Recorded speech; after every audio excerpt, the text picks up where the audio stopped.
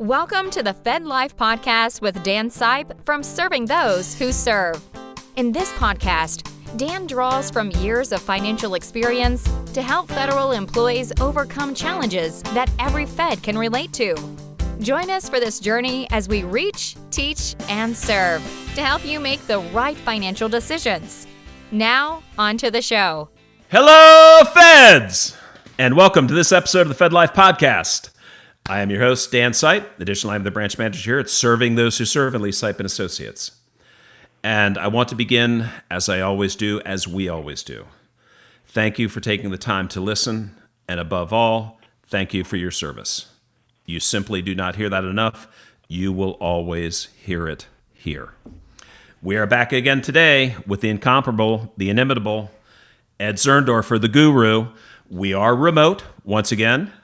We are still making sure that we reach out to you as we work through the pandemic. We hope that you are staying safe and well. Ed and I are, but we are continuing to record these as well as all of the other content that we're generating for your benefit as part of our ongoing mission to reach, teach, and serve you. At the outset, I need to say that the opinions of our guest, Ed Zurndorfer, are not the opinions of Raymond James or Serving Those Who Serve, even though we at Serving Those Who Serve think Ed's opinions are awesome. This podcast is presented for information only and not intended to be taken as advice. All listeners should consult their personal advisors before taking any action. As we always do, these podcasts will mirror Ed's FedZone articles, which you can find at blog.stwserve.com or fed-zone.com. There's great stuff in there. Don't miss it. We are in the mid-career vein, and this is always one of my favorites because we do spend an awful lot of time talking about things that are, really relevant, 5-10 years away from retirement. But there's a whole heck of a lot of Feds that are further along than that. So really, really happy to be recording this for you folks, and I hope you enjoy it. I hope you pass it around. This particular one follows his FedLife FedZone topic, which is mid-career reviewing one's TSP, Thrift Savings Plan. And that's always a pretty popular article for Ed and a very good topic. So, Ed, in your article, you open with the premise that TSP is extremely important in federal retirement, and I agree with you. Why don't you expand upon that thought, especially with the focus of mid-career and even early career people, because sometimes they don't always see it that way. So why don't you go ahead and expand on that? Absolutely, Dan. I want to say that every federal employee, when he or she retires, will be receiving two types of retirement income. One is the guaranteed income in the form of a CSRS or FERS annuity. And the other type of income that most federal employees will receive, I say most because under the FERS retirement system, this is I would call a mandatory part of the FERS retirement system.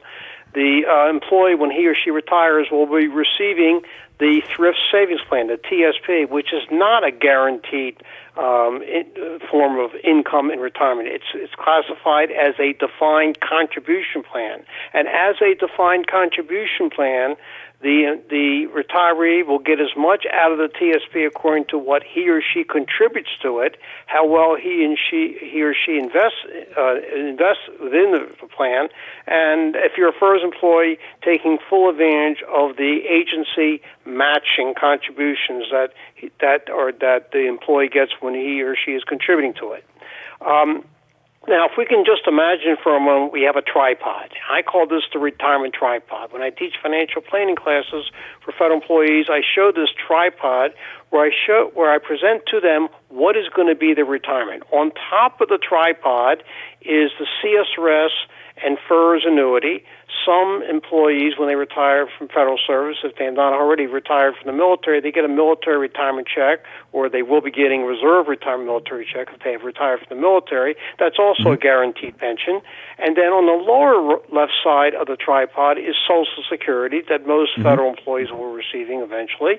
And then on the lower the right side is the TSP and other types of retirement income like IRAs, maybe other defined contribution plans, 401k plans, and general savings.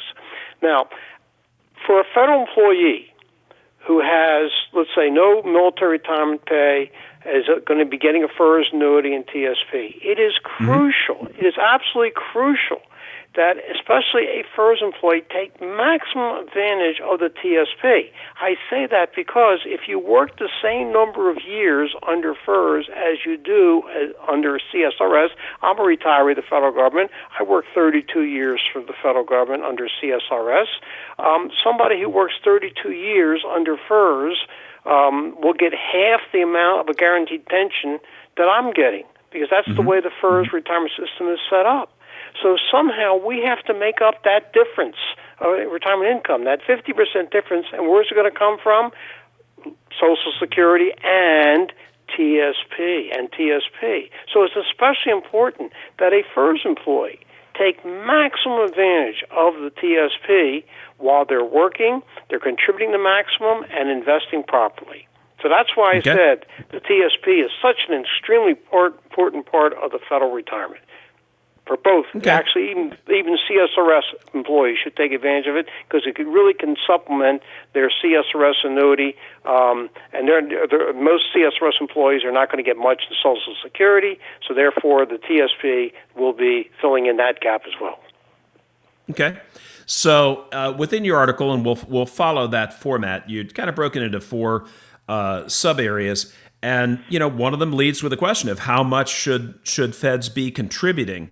And you really stress why feds should take full advantage of TSP, especially earlier in the career. So why don't you share those points? Answer to the question, how much should federal employees be contributing to the TSP? One word, maximum. Two words, maximum possible every year in and year out. Now, I realize, especially if you are a relatively new employee or you're in mid-career, you have a lot of expenses. You have a mortgage, you have kids.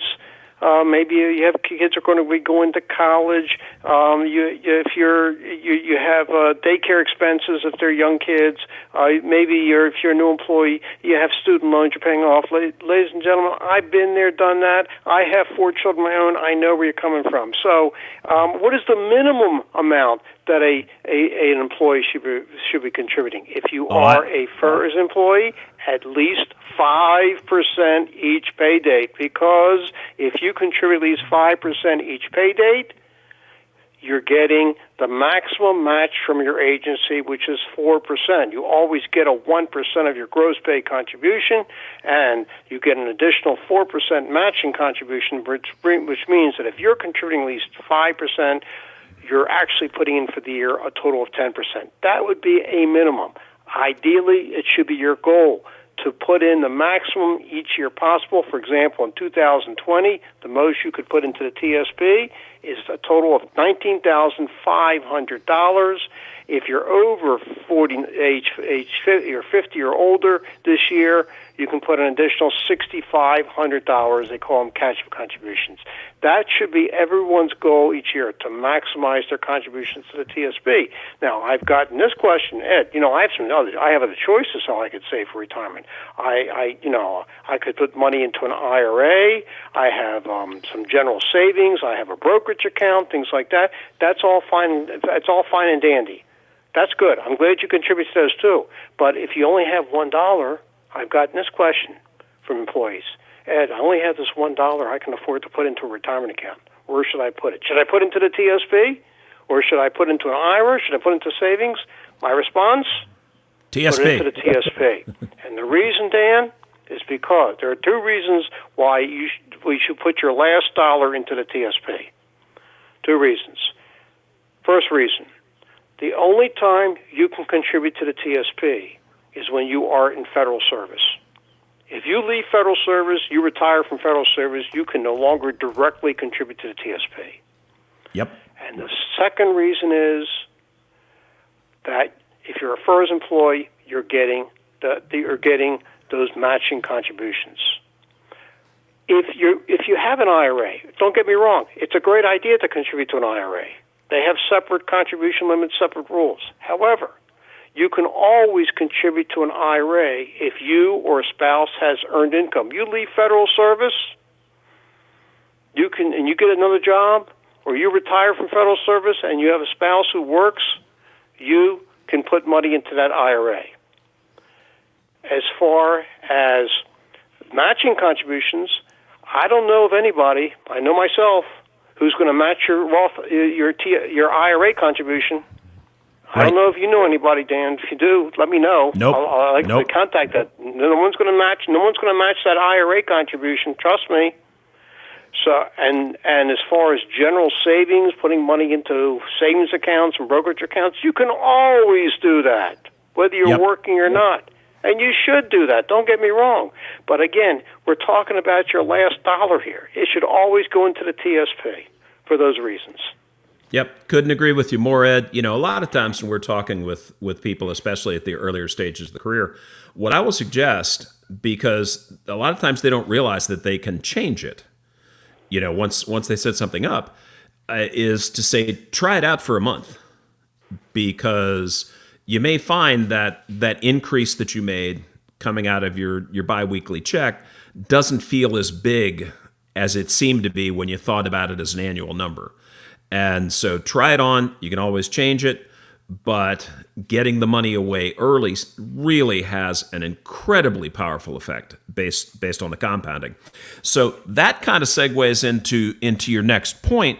And again, couldn't agree with you more, because you state pretty strongly, and I'm quoting it directly, why employees need to recognize the TSP as a long-term savings plan and invest accordingly. From that specific wording, I'm guessing you think maybe there's some folks out there that don't think about it that way.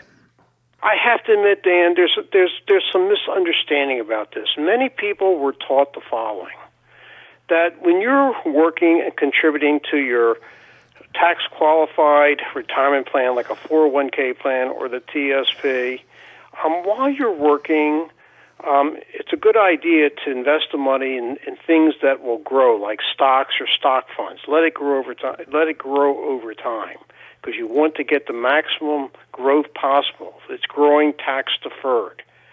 In the case of a tax-qualified plan, the money's going in on a tax-deductible basis. In the case of a before-tax, like the traditional TSP, which is before tax, with the Roth TSP, it goes in with an after-tax basis. But any earnings you're getting are not being taxed.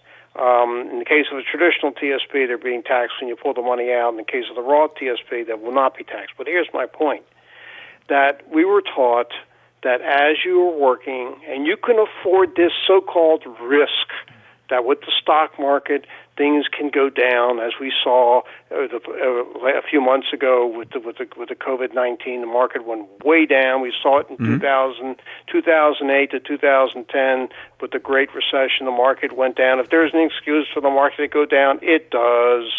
And then people panic and things like that. We'll talk more about that in a few moments. But here's the point. It's okay, because you have time on your side. You're still working. But as you get close to your retirement date, let's say you're within 5 years of retirement, then get conservative as far as how you're investing in the TSP. Put all your money into something that's almost guaranteed, like the G Fund. Now, the G Fund is invested in short-term U.S. government securities. Doesn't get much of a return because it's guaranteed. We're talking AAA rating. That's a big mistake from the following standpoint, that your TSP is suddenly not going to go away the day you retire. You need your TSP throughout retirement. Yep. We're living longer today, Dan. It's very possible that somebody who retires, let's say, in their mid to late 50s or 60s, could, God willing, live for 25, 30, or more years. That's a long time. That TSP has to be around for that time. This is what we call long-term investing. You need your TSP throughout your retirement. And if you're too conservative, it doesn't grow properly, not only when you're putting the money in, but even after you retire. You want the money to grow so that it will stick around, overcome inflation during retirement. It'll overcome the stock market downturns, which are only temporary. The risk here, Dan, when it comes to the TSP as a long-term investment plan, is it's not the stock market risk. Yes, there is risk in the stock market, but the real risk is called longevity risk. A federal employee, once he or she retires, does not want to be in a position of outliving their TSP. Unlike the CSRS or FERS annuities, which are guaranteed pensions, you'll never outlive them. They're going to be paid out as long as you're living. There's no guarantee the TSP is going to last forever. Sure. So you have to be careful when it comes to the TSP, not to take too much money out too soon, Right. but also, even when you are retired, you have to remember it has to continue to grow, and the only way it's going to grow is that it's invested in the three stock funds, the C fund, the S fund, the I fund, so that you can overcome the inflation risk. Yes, there is stock market risk. We have to remember one simple relationship. It's called the risk-return relationship. If you want to get a higher return on your money, you have to be willing to take the risk. Yes, there is risk in the stock market, and if you're willing to take that risk over the long term, which I defined between now, while you're working and contributing to the TSP, and the time you or a loved one no longer needs that TSP account, which unfortunately is death, then you will be rewarded with a higher return. Sure. Now, don't get me wrong here. Everybody has their own measure of what they can tolerate in terms of risk. If you feel you cannot sleep at night because of what's happening in the stock market, up and down, sideways, things like that, and you want to put your money into the G fund, that's fine. But you have to remember, it's not going to grow sufficiently over time. So it may end up being depleted before you retire. And once it's gone, it's gone. That's a risk, a real risk, that you could outlive your TSP. So this is why I call this TSP a long-term savings plan. It's not your everyday savings account. You take money out and out as you need it. It's going to have to be there throughout retirement. Sure. And, one of the things that we talk about with the folks we serve is if you're a worrier and your solution is to go all G fund right now, you're just deferring when you're going to be worrying, because you're going to be worrying more later in your career because you didn't get the growth that you were hoping you would get. And, we believe that one of the best behaviors a younger Fed can have relative to TSP is not to look at it. Set the allocation up, and then look at it once a year, maybe twice a year to rebalance it.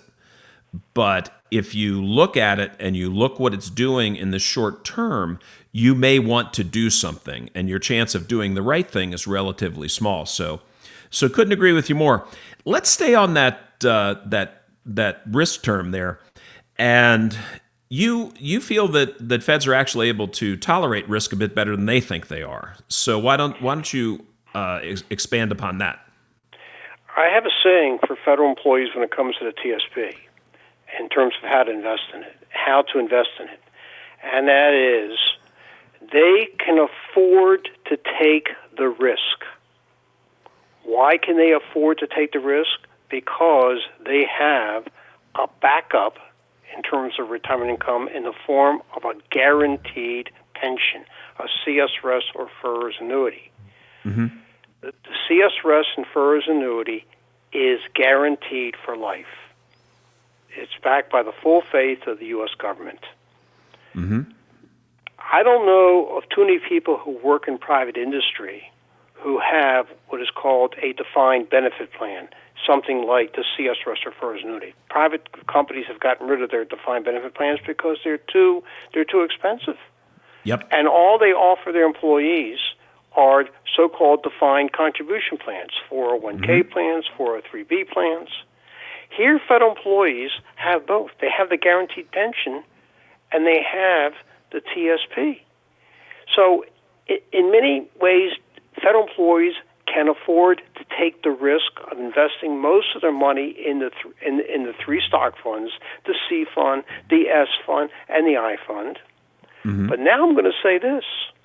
A federal employee can afford not to take the risk.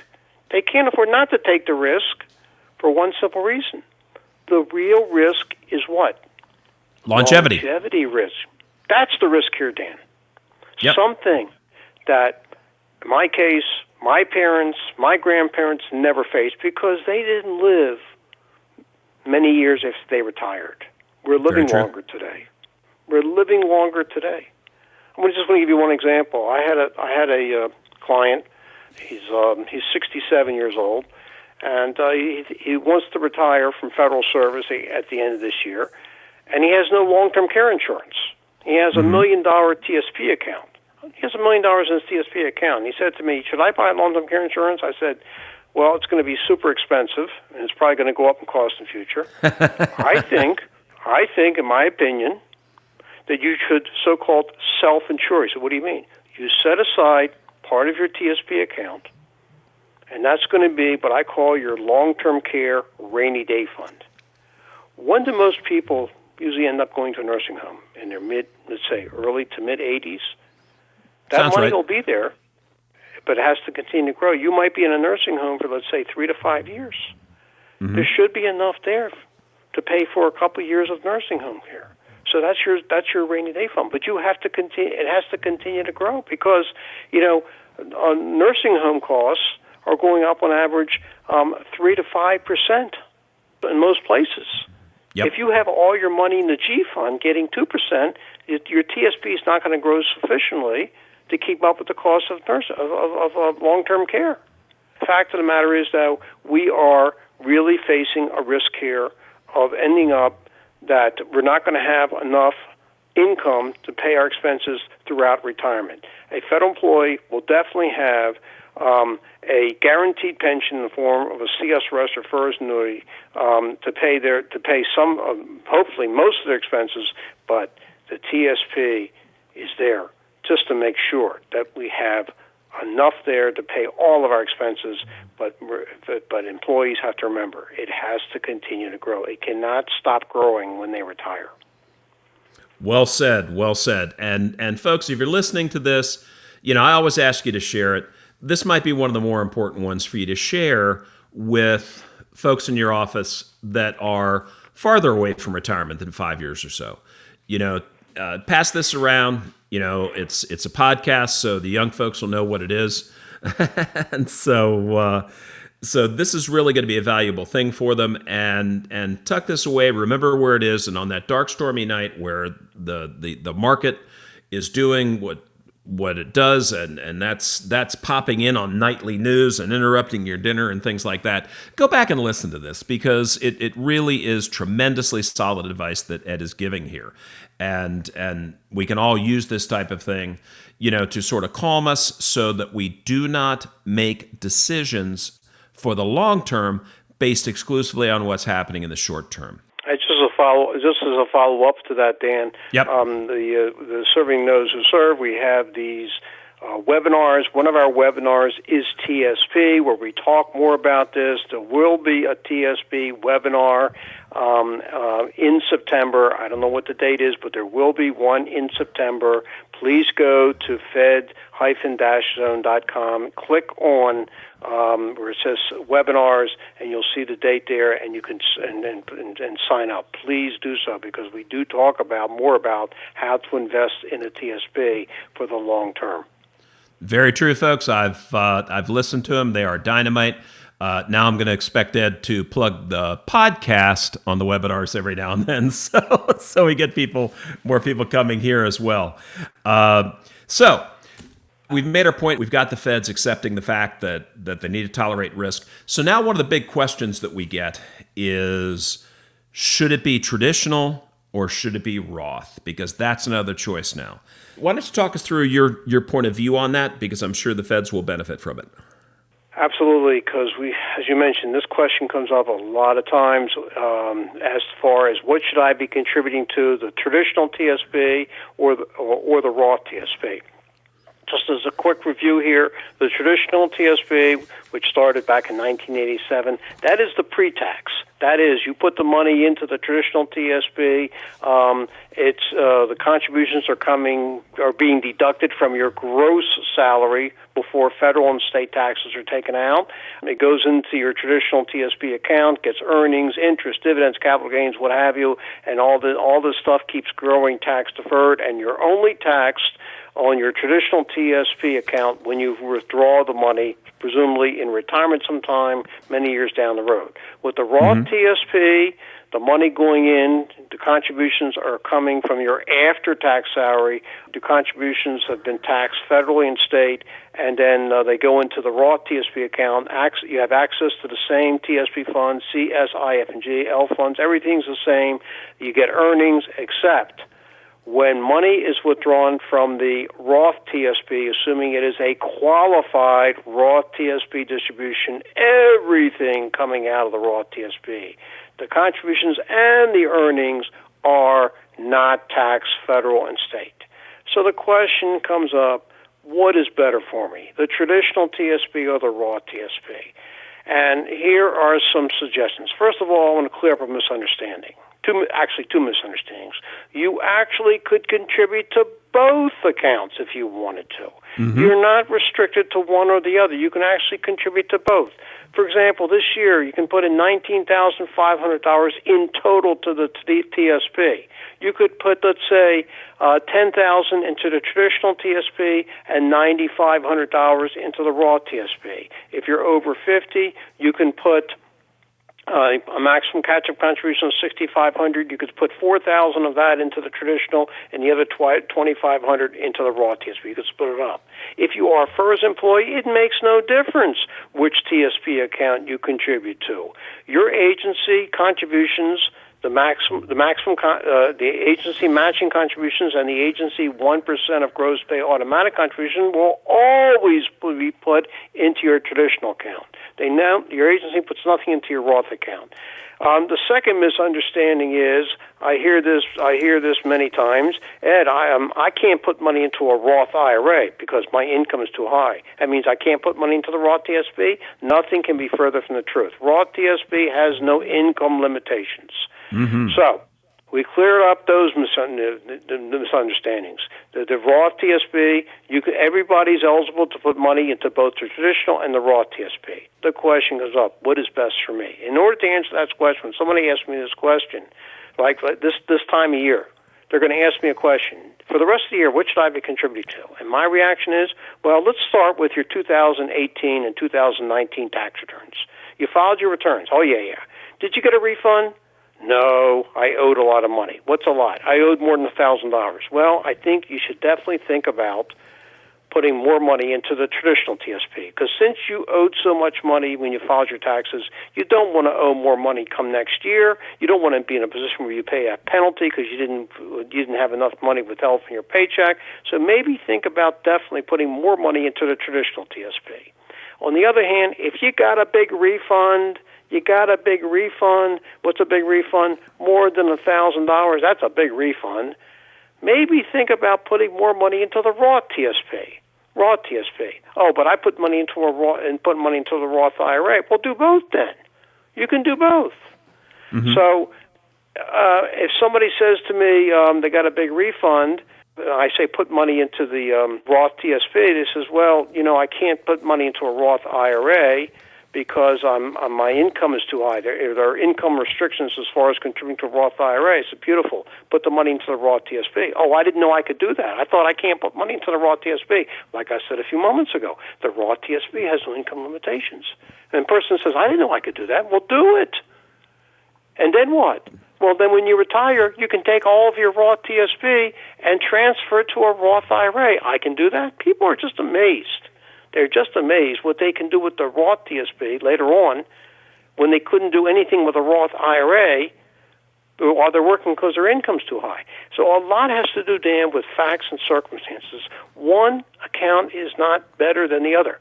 But let me just give you just one general rule of thumb that accountants, I have an accounting practice, and people ask me in general, what is better for me, a traditional account or a Roth account?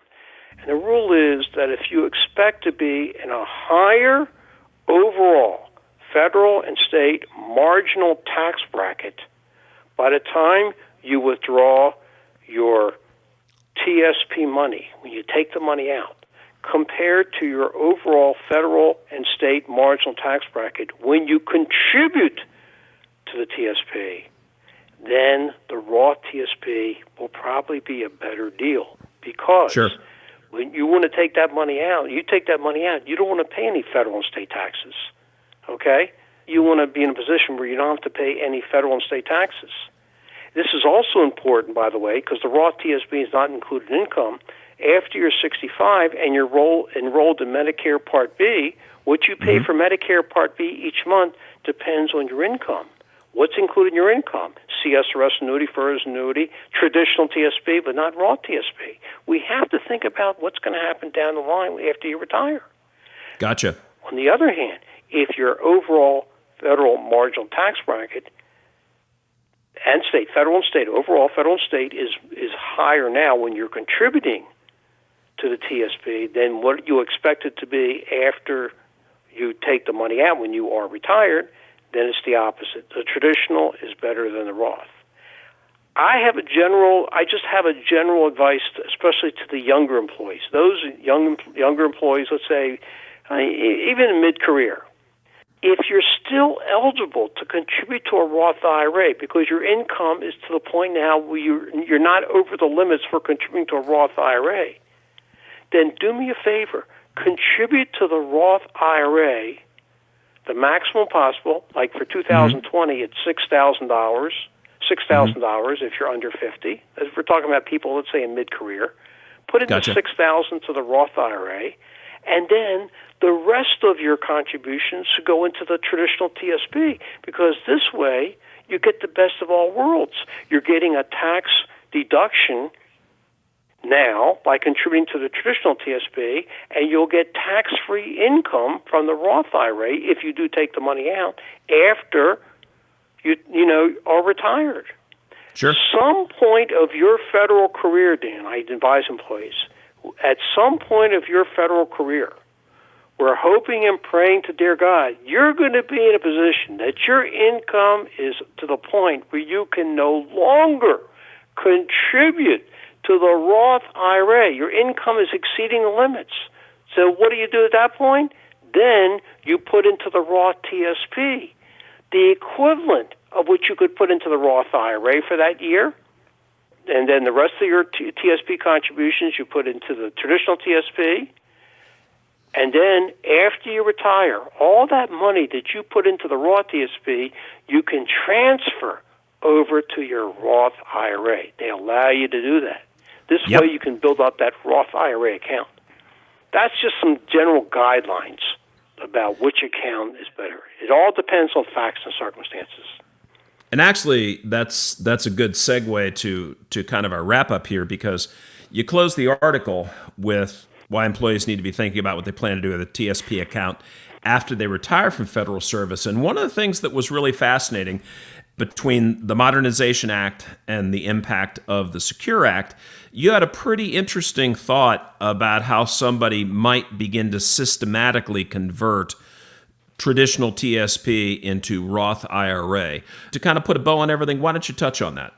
Under the TSP Modernization Act, which it took effect last September, when if you're over 59 and a half and still in service, or if you're retired, you can make a sort of unlimited number of transfers from your traditional TSP to a Roth IRA. When you're in service, I believe it's 4 transfers per year. I think after you retire, it's up 12 per year. But the fact is, when you do those transfers, Dan, they are taxable events. You're transferring something that has not been taxed, a traditional TSP, to a Roth IRA, which will not be taxed when you take the money out of it. So it is a taxable event. So you have to be very careful when you're doing these transfers, that you're not transferring so much of your traditional TSP in a given year that it's going to push you into a higher federal marginal tax bracket. Gotcha. It's a great way of getting money from your traditional TSP into a Roth IRA and not end up paying more than you have to. I just also want to mention that I'm recommending people do this right now. Those people particularly close to retirement, and they're over, let's say they're getting close to 59.5 or they are 59.5. So start doing this now, between now and 2026, because tax rates right now, individual tax rates right now, as a result of the Tax Cuts and Jobs Act, have been lowered, and they're going to stay low until January 1st, 2026, at which time they're going to go back up. So we should take advantage of the lower tax rates now and do these so-called conversions of our traditional IRAs and transfers of a traditional TSP to Roth IRAs. Now pay less tax than we would had we not done this, and then pull the money out of these traditional accounts after 2025. It's just a suggestion for people to look ahead and planning for the future, because tax rates are definitely going to be going up. Sure. Interesting thought. Now, I'm going to behave myself here, Ed, because I was going to pick a fight with the Senate, but I'm not going to do that today. I am just going to send out a friendly greeting to Senators Rubio, Shaheen, and Scott, and say, hey, how about this? Instead of blocking the I-Fund being improved, why don't you focus on a federal pay raise? Why don't you focus on enhancing life for the federal employees? Why don't you focus on COVID? So that's as strong as I'm going to get on that. And Ed, I don't know how you keep up with all this, but I'm glad that you do it for us, and I'm glad that you do it for the feds. This is great stuff. And folks, that is a wrap. Ed will be back as we continue to work together to reach, teach, and serve you. We are serving those who serve. Be sure to subscribe to this podcast on our YouTube channel and on Spotify. Please remember to share it with your friends and strangers, enemies, you name it. The more you pass this around, the more we're able to reach, teach, and serve and make a difference for people. Check us out on Facebook, Twitter, and LinkedIn. Don't forget our live webinars every week. Yes, they are live. It is Virtual Ed. He is coming to you where you are. There is live Q&A. It is dynamite. They are filling up fast. So go to stwserve.com. You'll see the red webinar button. As soon as you hover over it, it changes to blue. Click that, and it will take you to the landing page. There are 8 unique webinars. They are all awesome. The guru comes to you. Sign up for one, sign up for all, share it with your friends. They will thank you. Be sure to read Ed every month in the Fed Zone at blog.stwserve.com, also fed-zone.com. And do not miss his latest articles. This is some chewy stuff. If you've heard this, go back and read them. So for Ed, the crew at Serving Those Who Serve, and me, Dan Sipe, good luck, Godspeed, and above all, remember, it's your Fed life. Make it a great one, because you deserve it. Stay well, everyone. We are out. Thank you for listening to the FedLife Podcast. Click the subscribe button below to be notified when new episodes become available. The information covered and posted represents the views and opinions of the guest and does not necessarily represent the views or opinions of Serving Those Who Serve or Raymond James. The content has been made available for informational and educational purposes only. The content is not intended to be a substitute for professional investing advice. Always seek the advice of your financial advisor or other qualified financial service provider with any questions you may have regarding your investment planning. Securities offered through Raymond James Financial Services Incorporated, member FINRA SIPC. Investment advisory services offered through Raymond James Financial Services Advisors Incorporated. Serving Those Who Serve is not a registered broker-dealer and is independent of Raymond James Financial Services. Raymond James is not affiliated and does not endorse the opinions or services of any of the quoted professionals or their respective firms. Any opinions are those of Dan Sipe and not necessarily those of RJFS or Raymond James. This case study is for illustrative purposes only. Individual cases will vary. Neither Raymond James Financial Services nor any Raymond James financial advisor renders advice on tax issues. These matters should be discussed with the appropriate professional. Investing involves risk, and you may incur a profit or loss regardless of strategy selected, including diversification and asset allocation. Raymond James is not affiliated with and does not endorse the opinions or services of the quoted professionals or their respective organizations.